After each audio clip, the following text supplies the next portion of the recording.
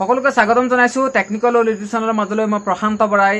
আপোনালোকৰ এই ভিডিঅ'টোৰ জৰিয়তে মূলতঃ আমি যিসমূহ টেট উত্তীৰ্ণ প্ৰাৰ্থী আছে সেই টেট উত্তীৰ্ণ প্ৰাৰ্থীসকলে যি 5043টা পোষ্টৰ এডভাৰটাইজমেণ্টৰ এগেইনষ্টত ফিল আপ কৰিবলৈ গৈছে বিশেষকৈ 3941টা এলপি আৰু ইউপিৰ এছিষ্টেণ্ট টিচাৰ পোষ্ট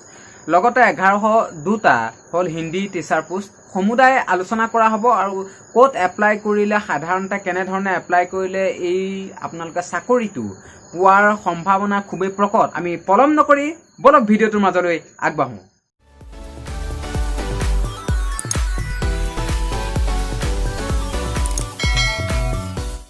বৰ্তমান যিসমূহ পোষ্ট ওলাইছে হেতু নিশ্চয় গম পায় 5043টা পোষ্ট ওলাইছে এলপি আৰু ইউপিৰ ক্ষেত্ৰত টোটেল আমি যদি সকলো পোষ্ট মিলাই চাওঁ এই পোষ্টসমূহৰ কিন্তু ভেকেন্ট পোষ্ট থাকি গৈছিলে ইয়াৰ পূৰ্বৱৰ্তী সময়ত 9635টা এই ভেকেন্ট পোষ্ট আছিলে সেই ভেকেন্ট পোষ্টৰ প্ৰায় 5043টা পোষ্ট ভেকেন্ট হিচাপে ৰৈ গৈছিলে এই যিসমূহ ভেকেন্ট পোষ্ট আছিলে 1000 মান আছিলে হিলছ এৰিয়া অৰ্থাৎ এছটি হিলছৰ আৰু বাকি সকল যিসকল আছিলে অন্যান্য কিছুমান তেনে ধৰণৰ এছটি পোষ্ট এছটি প্লেনৰ এনে ধৰণৰ কিছু সংখ্যকৰ এই পোষ্ট থাকি গৈছিলে আৰু তাৰোপৰি যিসমূহ হিন্দী পোষ্ট আছিলে সেই হিন্দী পোষ্টসমূহ থাকি গৈছিলে এতিয়া কথা হল এই এডভাৰটাইজমেণ্টটো কিন্তু যথেষ্ট এটা ক্ৰিটিকেল ইয়াত কোনো ডিস্ট্ৰিক্টত কিমানটা পোষ্ট খালি আছে আৰু আনৰিজাৰ্ভৰ কিমানটা আছে এছটি কিমানটা আছে এছটি প্লেনৰ বা এছটি হিলছৰ এছচি ওবিচি এনে ধৰণৰ কোনো ভাগ বিতৰণ কৰা নাই ইয়াত আমি দেখা পাইছো কিন্তু ইয়াত জাস্ট এপ্লাই কৰিবলৈ দিছে 26 তাৰিখে লাষ্ট ডেট হেতু নিশ্চয় জানে 12 তাৰিখৰ পৰা ইতিমধ্যে অনলাইন ৰেজিষ্ট্ৰেচন কৰিবলৈ দিছে ইয়াৰ কথাটো হল এই ৰেজিষ্ট্ৰেচনৰ দ্বাৰা জাস্ট এটা ডাটা কালেক্ট কৰিছে অসম চৰকাৰে যে অসম টেট প্ৰাৰ্থী কিমান ৰৈ গৈছে এই ডাটাটো এটা চাব বিচাৰিছে লগতে কোন ডিস্ট্ৰিক্টত কিমান আছে বা কোন ডিস্ট্ৰিক্টত কিমানে এপ্লাই কৰে এই ধৰণে এটা ডাটা চাব বিচাৰিছে ইয়াত জাস্ট ডিস্ট্ৰিক্টসমূহ যদিও এপ্লাই কৰিবলৈ দিছে কিছু ক্ষেত্ৰত নিশ্চয় গম পাইছে আপোনালোকে ডিস্ট্ৰিক্টসমূহ এপ্লাই কৰোতেও কিন্তু ইয়াত তেনে ধৰণৰ ডিস্ট্ৰিক্টৰ পোষ্টসমূহ দেখুৱাই দিয়া নাই কিমানটা আছে এইসমূহ একেবাৰে মেৰিট বেচিছত আহিব ওপৰৰ পৰা কাট অফ নামি য'ত নামিব তাতে ৰৈ দিব তেনে ধৰণৰ কৰিব আৰু এই পোষ্টসমূহ বিশেষকৈ অসমৰ প্ৰায়বোৰ ডিস্ট্ৰিক্টতে সমভাৱে বিতৰণ কৰি দিয়াৰ এক ব্যৱস্থা কৰিছে বিশেষকৈ বিদ্যালয় অনুযায়ী যদি কোনোবা এখন ডিস্ট্ৰিক্টত বিদ্যালয় কম আছে পোষ্ট কম আছে তেনেহলে পোষ্ট কমিব যদি বিদ্যালয়ৰ সংখ্যা বেছি আছে ভেকেন্ট পোষ্ট বেছিকৈ আছে তেনেহলে তাত পোষ্ট বাঢ়িব তেনেকৈ এক ব্যৱস্থা কৰিবলৈ গৈছে অসম চৰকাৰৰ ফালৰ পৰা এটো ডি ফালৰ পৰা আৰু এইসমূহ ৰেগুলাৰ পোষ্ট নিশ্চয় গম পাইছে আৰু ইয়াত ক'ব বিচাৰিছো যে ইয়াত যিসমূহ সিটেটৰ কেণ্ডিডেটক ইয়াত এপ্লাই কৰিবলৈ দিয়া হোৱা নাই এডভাৰটাইজটোত কেৱল আসাম টেটৰ কেণ্ডিডেটকহে ইয়াত এপ্লাই কৰিবলৈ দিয়া হৈছে এই আসাম টেটৰ কেণ্ডিডেট সকলেহে এবাৰ এই পোষ্টসমূহত এপ্লাই কৰিব পাৰিব আমি দেখা পাইছো যে সিটেটৰ প্ৰাৰ্থীসকলো কিন্তু ইয়াতে হাত সাৱটি বহি থকা নাই আৰু যিসকল বিএডৰ 4th চেমত আছিলে তেওঁলোকো ইয়াত হাত সাৱটি বহি থকা নাই লগতে শেহতীয়াভাৱে ডিএলএডৰ যিসমূহ প্ৰাৰ্থী আছিলে 4th চেমৰ প্ৰাৰ্থীসকল বা অন্যান্য প্ৰাৰ্থীসকলো তেনেধৰণে হাত সাৱটি কিন্তু বহি থকা নাই ইয়াত তেওঁলোকে বিশেষভাৱে বেলেগে ধৰ্ণা দিবলৈ আৰম্ভ কৰিছে যে তেওঁলোককো সেই পোষ্টসমূহ দিব লাগে বিশেষকৈ সিটেটকো দিব লাগে এপ্লাই কৰিবৰ কাৰণে আৰু যিসমূহ বিএডৰ প্ৰাৰ্থী আছিলে 4th চেমৰ তেওঁলোককো এপ্লাই কৰিবৰ কাৰণে দিব লাগে সেই এক্সটেনশন কৰিব লাগে ডেডলাইনটো 26 তাৰিখৰ পৰা এক্সটেনশন কৰিব লাগে ডিএলএডৰ ক্ষেত্ৰত এলপি ইউপিৰ ক্ষেত্ৰত এক্সটেনশন কৰিবলৈ দাবী জনোৱা হৈছে লগতে হাই স্কুলৰ ক্ষেত্ৰত যিসমূহ পোষ্ট ওলাইছে সেই হাই স্কুলৰ যিসমূহ 5746টা পোষ্ট এই পোষ্টসমূহৰ ক্ষেত্ৰতো সেই ডেডলাইনটো 30 তাৰিখে আছে আৰু 30 তাৰিখৰ পৰা এক্সটেন্ড কৰিবলৈ অনুৰোধ জনোৱা হৈছে আৰু শিক্ষামন্ত্ৰীগৰাকীয়ে ইয়াত এটা মন্তব্য প্ৰকাশ কৰিছিলে ইয়াৰ পূৰ্বৱৰ্তী যি প্ৰেছ মিট আছিল সেই প্ৰেছ মিটত কৈছিলে তেখেতে যে তেওঁলোকে সেই যদি এসপ্তাহৰ ভিতৰত অৰ্থাৎ অক্টোবৰ মাহৰ 7 তাৰিখৰ ভিতৰত যদি বিএডৰ সেই এক্সামবোৰ দি সম্পূৰ্ণ কৰে তেনেহলে হাই স্কুলৰ সেই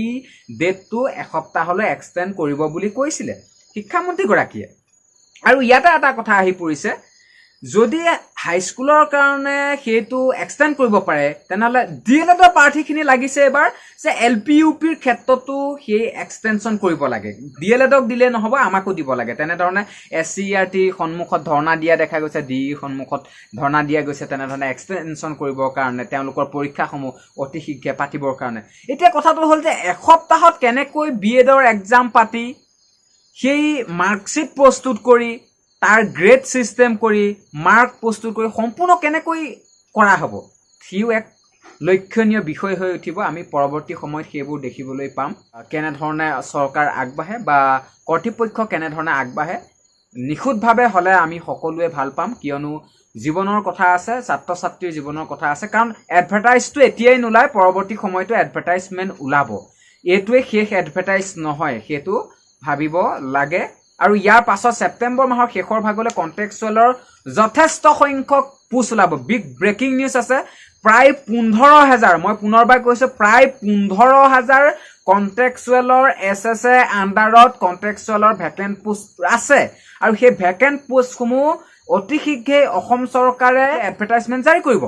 আৰু সেইসমূহতো সকলোৱে এপ্লাই কৰিব পাৰিব আৰু বৰ্তমান কণ্ট্ৰেক্টচুৱেল আৰু ৰেগুলাৰ পাৰ্থক্য খুবেই কম তেনেধৰণে প্ৰায় 15,000 যদি এপইণ্টমেণ্টৰ কাৰণে এডভাৰটাইজমেণ্ট জাৰি হয় এছএছএ আণ্ডাৰত কণ্ট্ৰেক্টচুৱেল তেনেহ'লে অসম টেট প্ৰাৰ্থীসকলে যদি তাত এপ্লাই কৰিবলৈ হয় তেনেহ'লে উত্তীৰ্ণ প্ৰাৰ্থীসকল কিন্তু এইবাৰ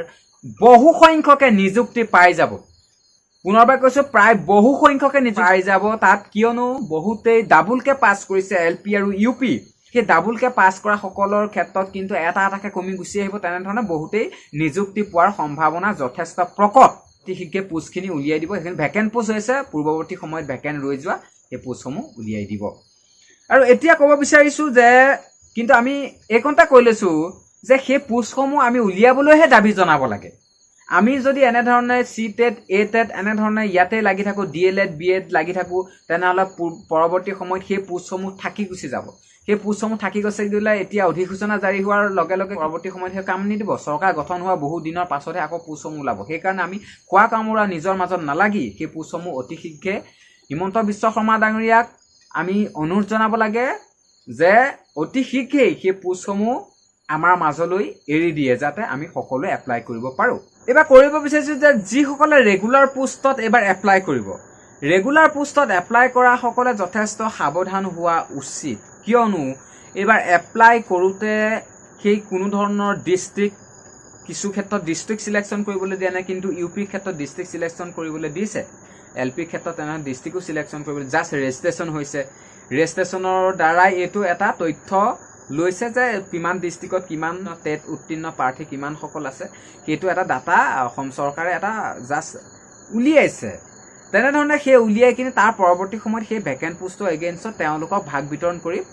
প্ৰায় সংখ্যকে নিযুক্তি দিব আৰু এই পোষ্টসমূহ পূৰ্বৱৰ্তী সময়ত ৰৈ যোৱা পোষ্ট সেইকাৰণে এই পোষ্টসমূহক ভেকেণ্ট ৰৈ গৈছে বাৰে বাৰে ভেকেণ্ট ৰৈ গৈছে সেইকাৰণে এইবাৰ ভেকেণ্ট নোৰোৱাকৈ এই পোষ্টসমূহ যাতে এপ্লাই কৰি এইসমূহ ফিল আপ কৰিবৰ কাৰণে এইসমূহ ব্যৱস্থা কৰিছে কিন্তু হিন্দী পোষ্টৰ ক্ষেত্ৰত যথেষ্ট অসুবিধা আছে পূৰ্বৱৰ্তী সময়ত আমি দেখা পাইছিলোঁ ইয়াৰ পূৰ্বৱৰ্তী 9,635টা পোষ্টত যিসকলে হিন্দী পোষ্টত এপ্লাই কৰিছিলে বহুতে প্ৰবীণ ৰত্নলৈ সেই হিন্দী পোষ্টত এপ্লাই কৰি দিছিল কিন্তু সেই পোষ্টসমূহ সেই চাৰ্টিফিকেটসমূহ পৰৱৰ্তী সময়ত কেঞ্চেল কৰি দিছিলে তেওঁলোকৰ এপ্লিকেশ্যনসমূহ কেঞ্চেল কৰি দিছিলে কিন্তু ফাৰ্ষ্টতে তেনেধৰণে হৈছিলে প্ৰবীণ ৰত্ন দিয়াৰ পাছত সেইসমূহ এপ্লাই হৈছিলে কিন্তু এপ্লাই হোৱাৰ পৰৱৰ্তী সময়ত তেওঁলোকক নিযুক্তি নিদিলে কিয় নিযুক্তি নিদিলে তাৰ এডভাৰটাইজমেণ্টটোত সম্পূৰ্ণৰূপে পূৰ্বৱৰ্তী সময়তো লিখা আছিলে যে গ্ৰেজুৱেট হ'ব লাগিব আৰু তাত হিন্দী এটা ছাবজেক্ট থাকিব লাগিব তেনেধৰণে যিসকলৰ গ্ৰেজুৱেশ্যনত হিন্দী এটা ছাবজেক্ট থাকিব হয় হিন্দী মেজৰো হ'ব পাৰে নাইবা কাৰোবাৰ যদি হিন্দী পাছ কৰ্চ হিচাপে আছে সেইসকলেহে এই হিন্দী পোষ্টত এপ্লাই কৰিব পাৰিব অন্যথা এই অন্যান্য প্ৰবীণ ৰত্নসকলে ইয়াৰ হিন্দী পোষ্টত এপ্লাই কৰিব নোৱাৰিব সেইকাৰণে অকণমান ভাবি চিন্তি এপ্লাই কৰাটো ভাল হ'ব বুলি ভাবোঁ কিন্তু এইবাৰ যদি এছিষ্টেণ্ট পোষ্টসমূহত যদি এটা বিচাৰ বিবেচনা কৰি তেওঁলোকে এপ্লাই কৰে তেনেহ'লে তেওঁলোকে পোৱাৰ সম্ভাৱনাটো থাকিব পাৰে কাৰণ এই পোষ্টসমূহ কিমান ডিষ্ট্ৰিক্টত কিমান আছে এইটো দেখুৱাই দিয়া নাই পূৰ্বৱৰ্তী সময়ত কিমান ডিষ্ট্ৰিক্টত কিমান আছিলে সেইটো চাই কিনি বহুতে যিসমূহ ডিষ্ট্ৰিক্টত বেছিকৈ ভেকেণ্ট পোষ্ট আছিলে তাতে বেছিকৈ এপ্লাই কৰিছিল বিশেষকৈ নগাঁৱত মই এটা এক্সাম্পল দিছোঁ নগাঁৱত বেছি পোষ্ট আছিলে কাৰণে চবে তাতে এপ্লাই কৰি দিলে কিন্তু যিবিলাকত পোষ্ট কম আছিলে হাইলাকান্দিত পোষ্ট বেছি আছিলে যদিও তাত নগ'লে তেনেকৈ থাকি গুচি গ'ল সেই পোষ্টসমূহ সেইকাৰণে এইবাৰ অসম চৰকাৰে এই খেলটো কৰিছে যে ভেকেণ্ট পোষ্টসমূহ দেখুৱাই দিয়া নাই ভেকেণ্ট পোষ্টসমূহ দেখুৱাই দিলে এটা ডিষ্ট্ৰিক্টত পোষ্টসমূহ মাৰি থাকে যে কেণ্ডিডেটসকলে তাত এপ্লাই কৰি থাকে বাকী ডিষ্ট্ৰিক্টসমূহত এপ্লাই নকৰে এইবাৰ এটা ভাগ্য পৰীক্ষাৰ ছিষ্টেমত এইবাৰ গৈছে কিন্তু এই এপইণ্টমেণ্টটো যদি ভিডিঅ'টো ভাল পালে তেনেহ'লে শ্বেয়াৰ কৰি দিবলৈ নাপাহৰিব ধন্যবাদ